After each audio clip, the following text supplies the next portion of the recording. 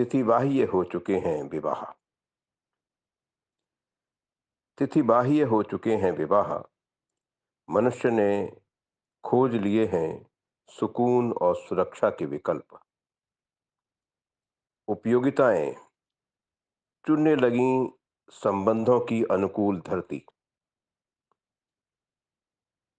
तो विवाह की व्यवस्था में क्या कभी लागू हुई संहिताएं, या एक पक्षीय थे सभी उपक्रम, या ये कोई षड्यंत्र था जिसे सुलझाते सुलझाते खप जाते थे नर और मादा, जिंदगी भर जिए बगैर।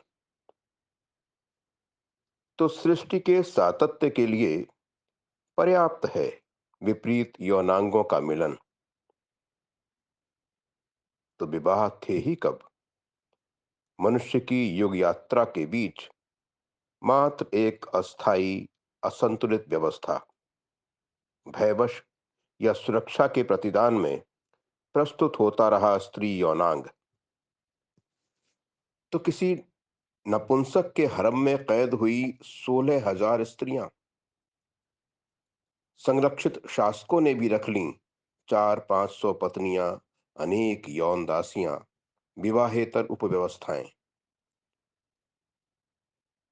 विजयी और पराजित होते रहे मर्द, बदलते रहे स्वामी, किलों, घोड़ों, गायों, संपत्ति और स्त्रियों के भी।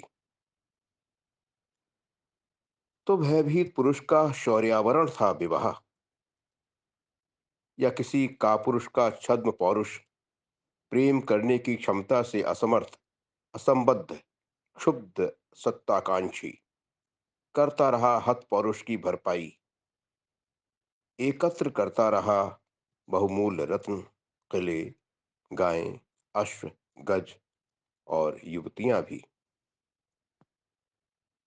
तो सुदूर क्षेत्रों से चुनकर लाई जाती रहीं छल छलाते यौवन से भरी सुदर्शनाएं, पीन जंघनाएं, पीन पयोधराएं, पीन नितंबा, लबंगी, खंज नयना, मदांगनाएं, अतृप्त अशेष कामार्त ज्वालाएं, परस्पर शांत होने को विवश प्रज्वलित कामेच्छाएं, विद्रोह से भरी भरी खोजती रहीं विकल्प, चिढ़ाती रहीं अपने स्वामियों के दर्प को, इशारों पर नचाती रहीं छद्म पौरुष को, पोसती रहीं नपुंसक विजेताओं का अहंकार, स्वेच्छा से सजग करती रहीं अनवरत रतिदान, सहज उपलब्ध समर्थ सेवकों, मेहतरों, रक्षकों को, उनको जो उनकी तप्त अतृप्त देहों को शांत कर सकते थे।